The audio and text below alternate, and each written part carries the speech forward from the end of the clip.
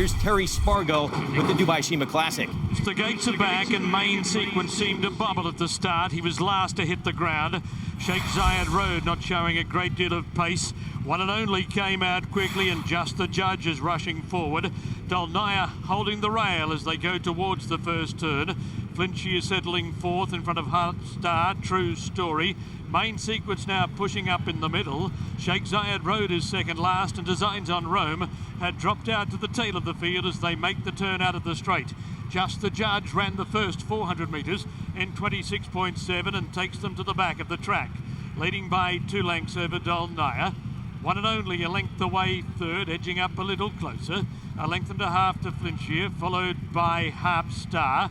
Then True Story, main sequence, Sheikh Zayed Road. And Designs on Rome will have to come from last as they're down the back going past the mile marker. 800 metres in 52.1, just the Judge.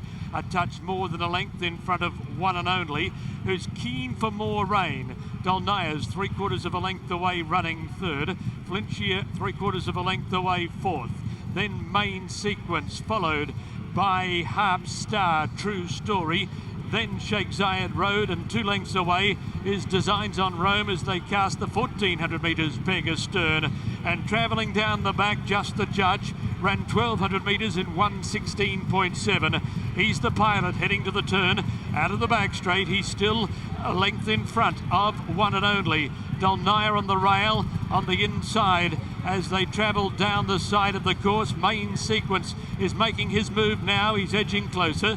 Then Flintshire, followed by Harp Star, True Story, Sheikh Zayed Road, and Designs on Rome is still a length away and waiting with patience at the back of the field as they come through the mist with 500 metres left to go in the Dubai Sheema Classic. And just the Judge turns for home in front of Dolniya. One and only Flintshire the inside, main sequence, Harp Star, Sheikh Zayed Road to the outside, and Designs on Rome is coming from last.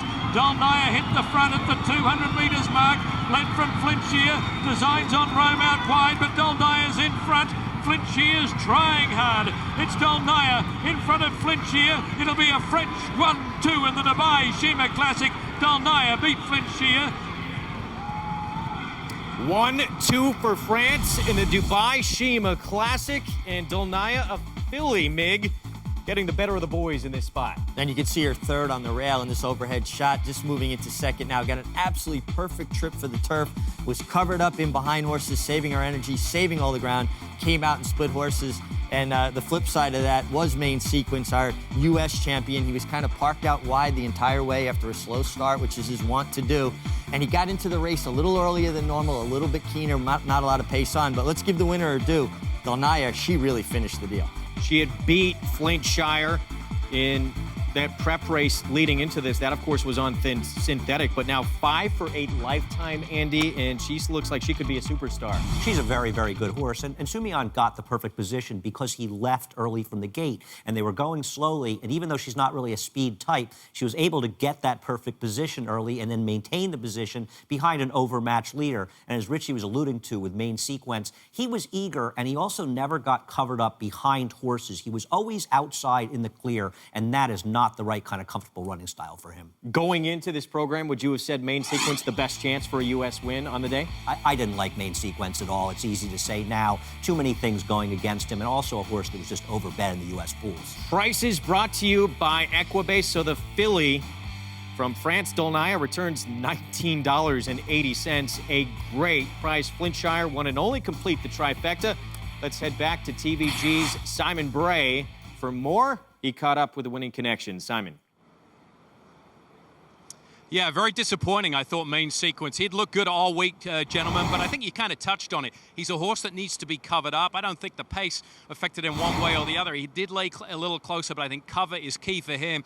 We've seen him a lot on the Jockey Club Tour on Fox. You remember his first start in the United Nations last year? He got a little antsy. He's very temperamental. I think maybe the lights here this evening got to him a little bit, and just the new surroundings, traveling halfway around the world, just made him a little more eager than he really wanted to be. I thought he was training very, very well. Been here all week watching him.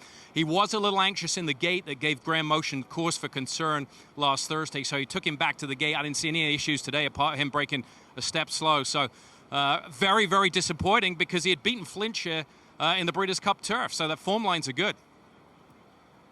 Simon, thank you. So Dolniya, the filly, wins for the Aga Khan, trained by Alain Dupré, and that is a couple of victories today for Christophe Soumillon, the filly, getting the job done